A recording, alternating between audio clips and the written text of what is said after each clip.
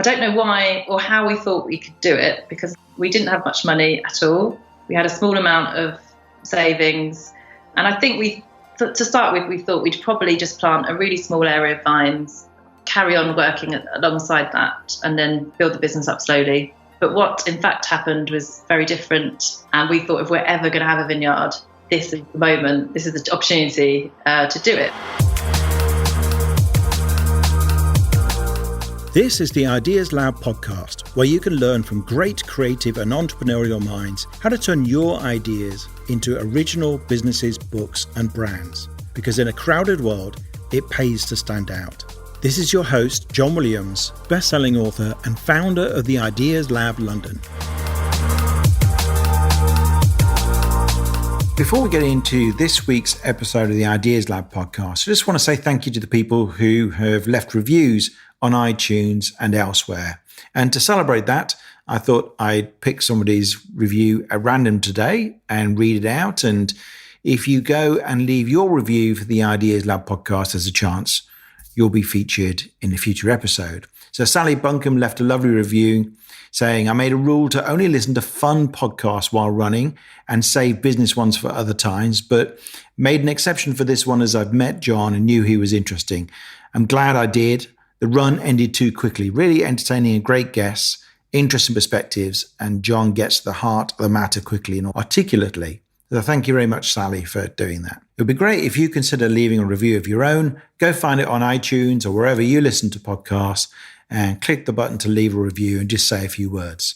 This week's guest is Hannah Witchell. She is co-founder with her husband, Ben Witchell of Flint Vineyard, the English winemaker based in Norfolk. Hannah and Ben turned a mutual passion for wine into something that is now an award-winning wine label. I wanted to find out from Hannah how they managed to turn this dream into a reality, which was no easy thing to do, the marketing strategies they've used to get their wine noticed, and what it's like working day in and day out with your own husband. I've met lots of couples who've considered going into business together, but they fear but it could have a detrimental effect on their relationship. So we get into that with Hannah as well. I think you're going to find this really interesting.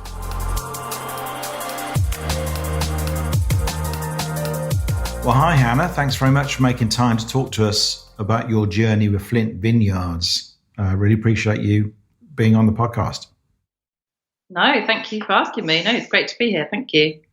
I'm fascinated by this journey because lots of people have crazy ideas like, I'm going to start a vineyard. I'm going to start, a food brand. I'm going to jack it all in and do something completely different.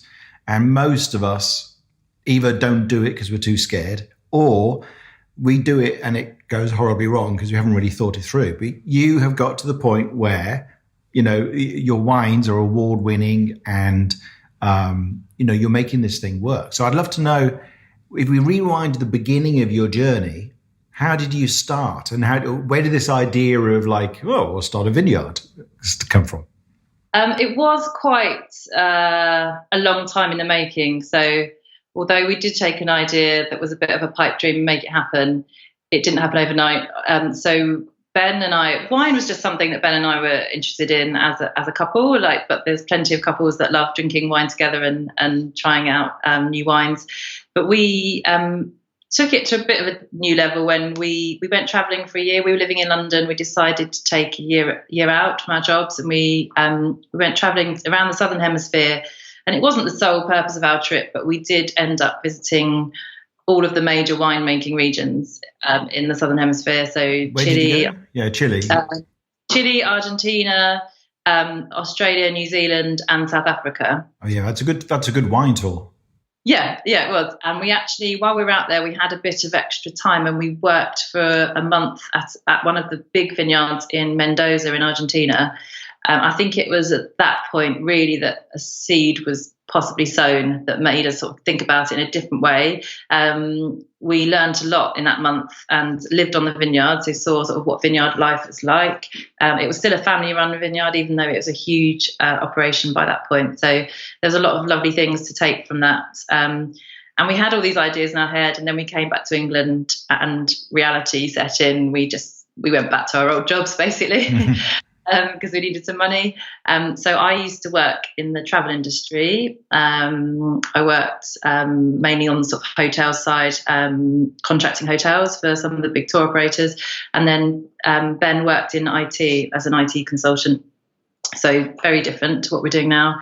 But when we came back and we started these old jobs again, Ben started doing some evening courses in wine. So he was mainly on the tasting side, but taking his knowledge to a new level, I guess. And then it was during that time, very quickly, we got sick of our jobs again, and Ben started dreaming again and decided he'd like to take the wine thing a bit further. And he spoke to a lot of people and thought about maybe going down the route of being an apprentice at a vineyard, starting at the very bottom and saying, we'll work for free. I think I was included in the bargain. We'll come and work for free if you teach me how to make wine, basically. And we had a few job offers along those lines, but everyone we spoke to in the English wine industry said, there's one place you should start with, and that's Plumpton College in Sussex, which is the only winemaking university in England, not surprisingly. So he went to find out about a distance learning course they offered, and then he came back that evening and said, actually, I want to enroll on the 3-year BSc course, viticulture and oenology, so the growing of grapes and the science of wine. And I was horrified, and I thought I didn't really understand how we could do that. He earned a lot more than me, so he was the main breadwinner. But I was also tempted I knew that something exciting might come of it. I quite liked the idea of a change at the time. So we upped enough. We moved down to Sussex, and he started the course, and I luckily got a job in travel near Gatwick, so it all worked out perfectly. And and our lives changed, I suppose, because he did the 3-year course, intensive studying. Very, very scientific, actually much more scientific than anyone would probably think. But then he got some amazing practical experience as well. So he worked every summer. He did a 2 or 3 month placement abroad. He was in California one year, Napa Valley. He went to Greece one summer, and then when he graduated, his first real job was assistant winemaker at a chateau in Beaujolais in France. And that's the sort of thing that, I'd had in mind when he started going down this route that could lead to exciting trips like that. So, and I was actually pregnant with our first child then, so it fitted in with me. I took maternity leave and we went to Beaujolais. And that was really interesting because Ben. Which, of course, you couldn't drink then, of course. A few sips. You're allowed to sip, yes, it's true. I was hoping that the rules would be a bit more relaxed in France, but no, exactly. So it's very, very interesting for Ben in terms of winemaking in Beaujolais, because his experience at Plumpton had taken him down quite a scientific winemaking route, which is great to get that grounding, very technical. And then again, his most recent placement had been in Napa Valley in California, which was very sort of modern equipment, high-tech winery. And then he was straight into Beaujolais, where it's very traditional, sort of throw out the rule book. This is how we do it. This is how we've done it for years. And he kept saying, oh, no, but I've learned this. And there was it was just a real, not a clash of ideas, but it was just a very, very different experience for him. But actually those two elements of his winemaking, jumping forward a lot in the story, is actually what is the reason behind our logo. So our logo is the Venn diagram with the 2 circles interlocking, and the 2 circles represent the marriage of science and tradition in Ben's winemaking now. That's great. I really like that. I like the idea of a scientific grounding and then just this, tradition passed down from person to person. It's a great combination.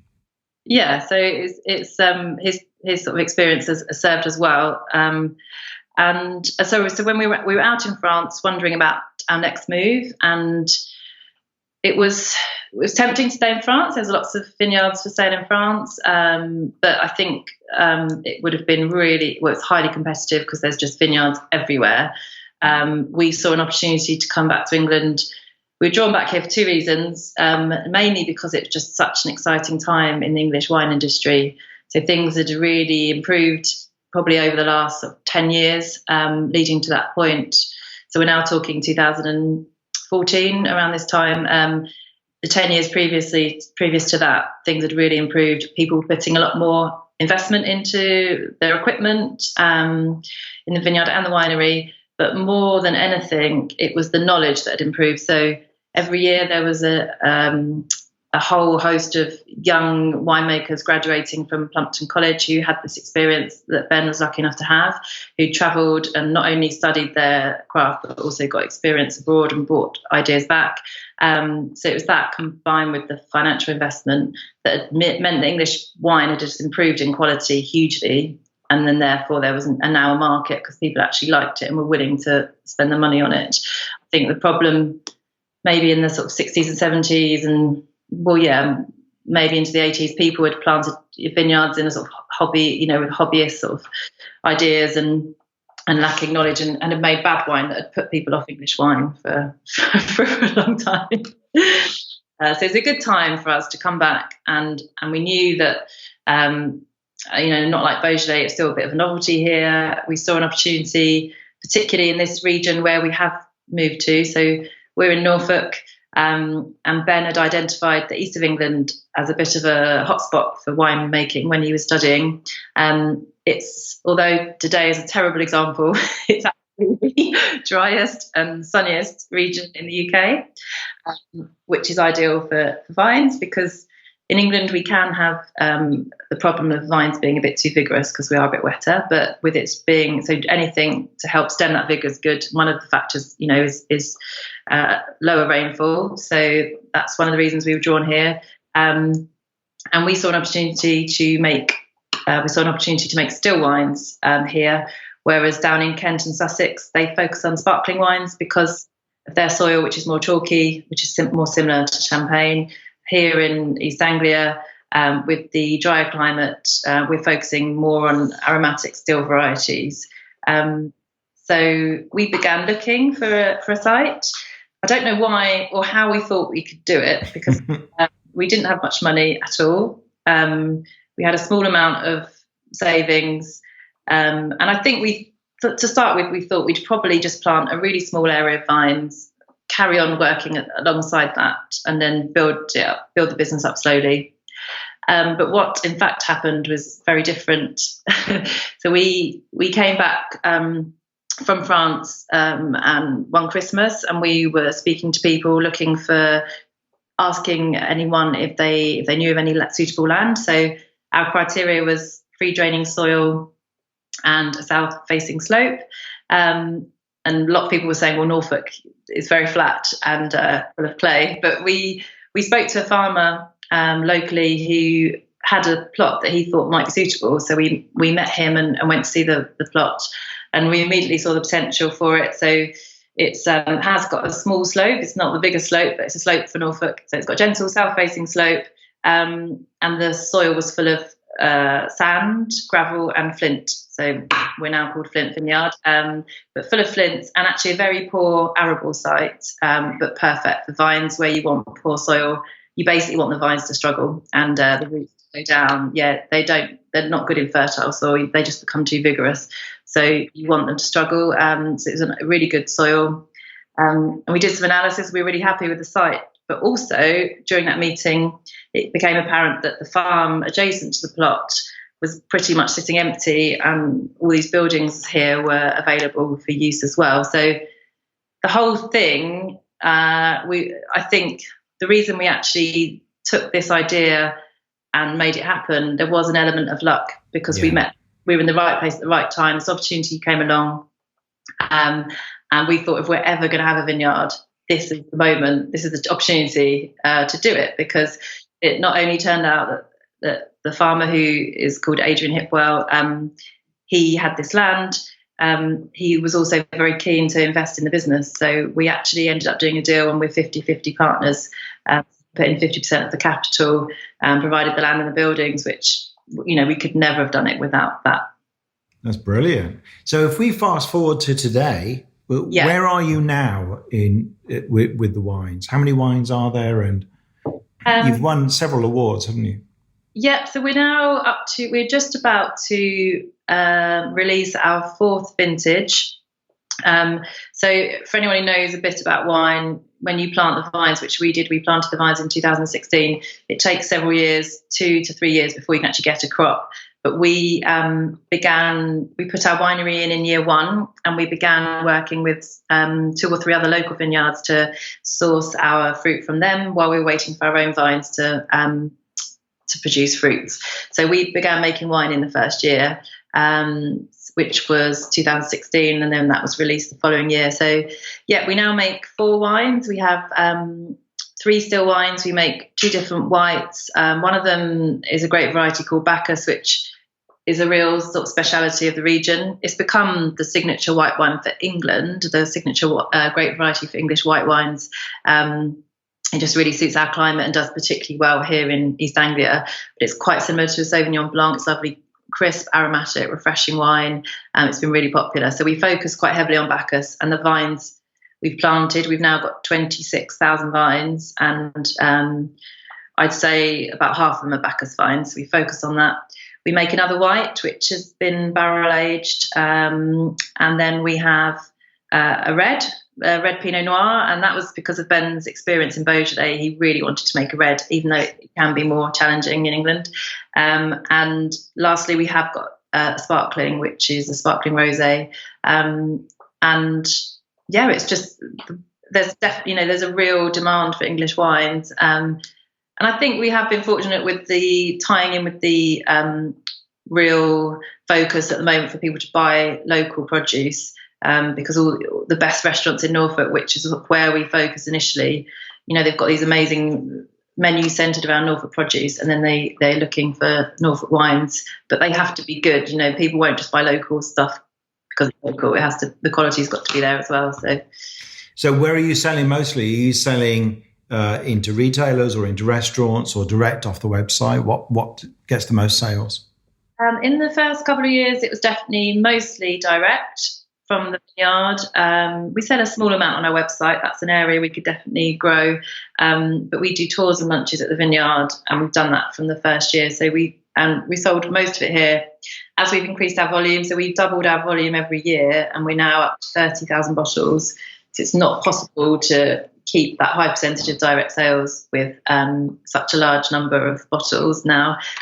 So we probably sell more, but we definitely sell more to the trade now, probably about 70% to the trade. And that's a combination of locally we distribute the wines ourselves in Suffolk and Norfolk to mainly high-end restaurants and some retailers.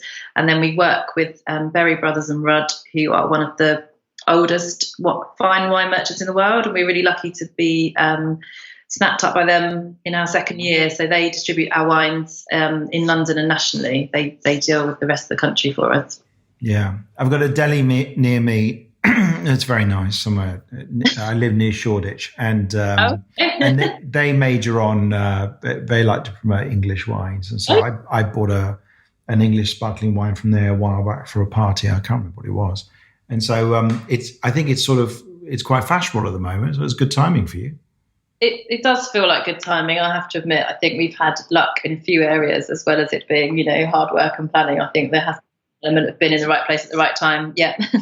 And you've got a club on the site. Because this is quite interesting. I'm always keen to talk to people about how the mechanics of finance and marketing and stuff works. So people can learn from you.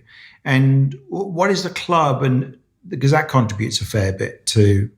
Yeah, absolutely. So the idea for the club, we've called it the Venn Club, which is named after the Venn diagram, which is our logo. But it's a members club, and it's an idea we came up with even before we'd made our first wine, because I think it's the sort of thing that Ben and I would have become members of ourselves if we hadn't done this, if we'd seen it somewhere else. So the idea was to get some people on board really early on, and we felt like it was really important that those members actually joined us, to feel that they were with us right at the beginning of the story, and they're through the tough early days with us through to the first vintage. So we released our first vintage in April 2017, but we started selling the club in December 16. And the idea of the club is it's £250 a year. And for that £250, members receive 12 bottles of wine every year. And that's a mixed case. But what's special about it is that each year we make 2 or 3 limited release wines in really small batches that no one else can have. We can't even have them. There's none spare. Honestly, I'm not making that up. There's none spare, so it's really limited wines, and that's part of the selection. It means that Ben can try some really interesting ideas every year, or we might have just 1 or 2 amazing barrels that, there's no point blending those in and losing them in a big wine, in 15,000 litres of wine, but we keep those back and we make 300 bottles for the members. So it gives us a bit of freedom, but it's really interesting for them to have these unique wines. So they get 12 wines. They can have a certain number of free tour places throughout the year to come and visit and bring friends or family with them. And then they get 10% discount on any other wines they buy throughout the year. And also our members have become a really important part of our team, actually, because they help with our harvesting and our bottling. Really? Yeah, so it now means that when they get the wine as well, when they wait for their case and they get it delivered every June, they feel like they've had a hand in making some of it as well, which is lovely. And they genuinely, really are part of what we do. So, we try and make it fun. If it's a picking day, we have loads of tea and coffee and cake and lunch, and then we do a harvest party every year. So once harvest is all in, we do a big party in the barn for all the members and have live music and a nice dinner. So we try and thank them that way. But they have become real ambassadors, I suppose, for us. So in those early years, those early days, once they joined the club, it felt like they would then go and tell their friends that they joined this club and about this new vineyard starting in Norfolk. And it was a real mix of local people who had joined and then people much further afield that heard about us and just wanted to be part of a startup. And it's grown. We've now got over 200 members. And we're trying to grow that to about 300. So we still want it to be somewhat limited and exclusive. That is a genius idea. I love it. And it's I think people can learn a lot from that, because if you get those early supporters, like you say, they become ambassadors, they give you some source of income, and that you're going to get very intimate feedback from these people about what they like and don't like, which is not quite, I think better quality than those in the general public, because they won't just make some offhand comment and run away. They're going to give you meaning, like people do on social media. It's like, oh, that's rubbish. And so that's genius. And the fact that I think also what people love to be able to buy is a story. So people, by saying, particularly if they've come along and they've been involved in a picking day or a harvest day or something, you go like, I helped make this wine, but I'm at your own dinner party and you're about to pour it for your friends. You go like, oh, I helped to make this in some way, and I'm a supporter of this. I've been involved with this startup from the beginning. And that's exciting. People will pay £250, frankly, just for that story and that warm, fuzzy feeling. It's really important. Yeah, no, we're really pleased. And I think it was very important to help bring that early revenue in, but honestly, everything else that it's brought since, and the sort of good feeling about what we're doing, and like you said, the constant feedback from people that have been there from the beginning. No, it does create a really nice feeling, hopefully for everyone involved. Yeah. And what else have you done in terms of marketing? Because marketing is your department, isn't it? And what have you done in terms of marketing to try to get traction and get people to actually hear about the wine? What's worked well for you? Okay, I feel the thing, so I didn't actually really have a massive marketing background. I'd done small amounts, but nothing like this. So I was sort of feeling my way as I went along. What certainly helped in the early days when we were just trying to create a bit of a buzz about this new vineyard starting, I would find an angle to write about, and I'd just write a press release. And I did, run it past a couple of friends who worked in journalism to sort of get an idea of, and also I've been sent press releases for various things, so I sort of saw how they did it. So I'd send press releases to local press, creating a story out. We got a couple of grants in the early days. when the first vines went in, just key sort of moments in the story. And I couldn't believe how much interest there was from the local press. Local radio came several times. Local newspapers came and took pictures and wrote about it. And that really helped. Obviously, that's locally, not nationally, but that really helped in the early days just to get our name about. And then once you've got those, those press articles on the wall, it just gives you a bit more sort of gravitas when people are visiting and that kind of thing. So definitely using the local press. I did try placing some adverts when we first started doing tours, but I found that print advertising didn't really, or hasn't ever really worked for us. I'm not saying that's some sort of blanket rule. Maybe I was wrong, but we've just never had anything back from it. What has really worked, and it won't be any surprise to anyone, is social media. And I think I can't imagine starting a business without that. I mean, for all those people that used to have to do it with social media.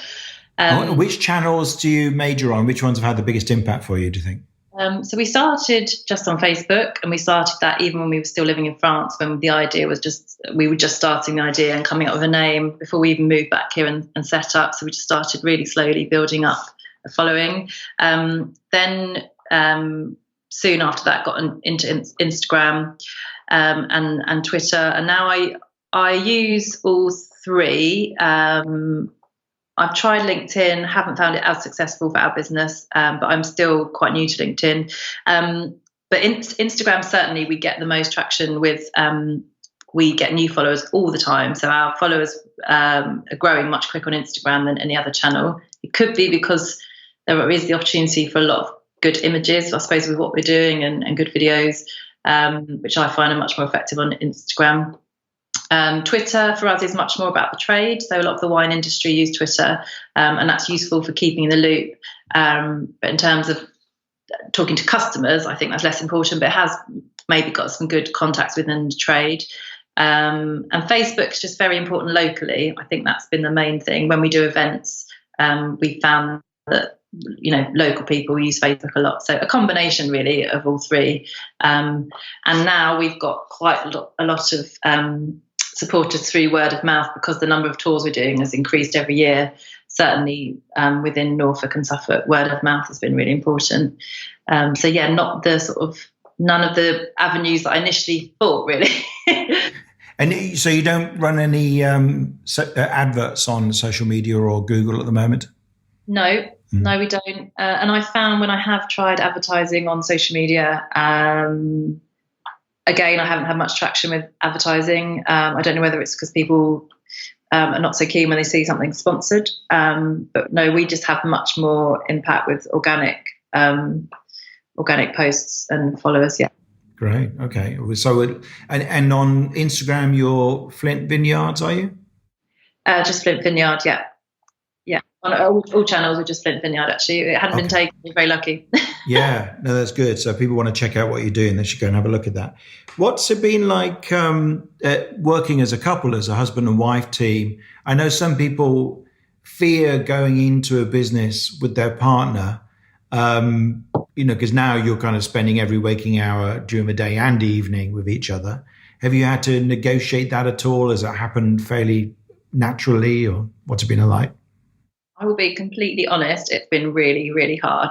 Really? Yeah, I think it's been really hard. And it's the time that we have sort of taken on this project. There's been a lot of other things happening. Like, we've now got 2 young children. So one of them was born the year we set up. The second one was born the year we set up the business. So as we set up the business, we had a newborn, a 2-year-old, and we've moved back from France. And obviously we're doing everything for the first time. And if I look back on the first couple of years, I will be honest, I don't have the fondest memories. Starting it all up, because everything felt really hard. We were just knackered all the time. And of course we argued. And yeah, we had worked together before, but this is a new thing. And there's so much money at stake this time, and not even just our own money. So I think it's fair to say that we both struggled with the pressures individually and as a couple. And we actually saw a business coach, which helped quite a lot actually with how we work together, because it was really affecting our relationship, and it still does sometimes. But he made us see that really it was coming down to the fact that we were just sort of different personality types, and we worked differently, and we just needed to understand each other a bit more. So if Ben's being what I would see as sort of snappy and short with me, and I take offence and take it personally, actually that's just how he works. And I've never been in a director's meeting with him before, and I didn't know that's how he worked. He's just much more direct and to the point. I'm much more emotional. So that business coaching did definitely help see us through quite a difficult patch. And we now try and have a weekly directors meeting where we sort of leave the farm and the vineyard and go somewhere else to a neutral environment, and we raise ourselves up out of all the sort of day-to-day stuff and have a meeting as directors and not husband and wife. Oh, that's a good tip. Have you investigated personality profiling at all? Because that can be very helpful. Well, that's what a business coach did, which came to these, led to these conclusions. What was you can't remember this? It wasn't Myers-Briggs or it wasn't Myers-Briggs DISC or something. It was a 4-letter acronym. DISC, DISC. Yeah, it was DISC. And I think that's the power of personality profiling, whichever type you use. I write about them in one of my books. It just enables you to understand that somebody can be completely different and not be wrong. And you can be completely different and not be wrong. And so, I can see how that's really helpful. So what are your plans for the future? Have you got anything you want, that you can share that's coming up next for you? So we're growing the tourism side of the business this summer, really. We've found that we can't really keep up with demand for the tours and the lunches we offer, because we've only previously been doing them on Saturdays and then one day during the week, because obviously we're running the business the rest of the time, and we've only still got a really small team. We've got 1 full-time member of staff and 3 part-time. So we're limited, and we have sort of held that element of the business at bay in a way. But last summer we were fully booked for the whole summer by July. That's right up until September. And we just realised that we really need to capitalise on that. We've built up a lovely environment here where people can sit and have tours and lunches. So we need to make the most of what we've created. So we've just expanded our dining area into the barn that was next door to the tasting room. We're going to have more seating outside. Means we'll be able to offer lunch to sort of double the number of people, and also we're going to do more tours during the week, and have other people helping with those. So we've sort of come to the point where it can't always be Ben and I doing everything, which obviously any other small business owner will realise and will empathise with. Oh, that sounds great. So fantastic. And if people want to find out more, they can just go to flintvineyard.com or find you on Instagram and most of the other platforms, I guess. Yeah, absolutely. Yeah. And they can find out about the club and everything else. So thanks, Hannah. I really appreciate that. It's been fascinating. And I think it's, whether anyone's thinking about wine or whether thinking about something else, there's loads to learn there about starting up a business and making it work, particularly if you're working with your partner.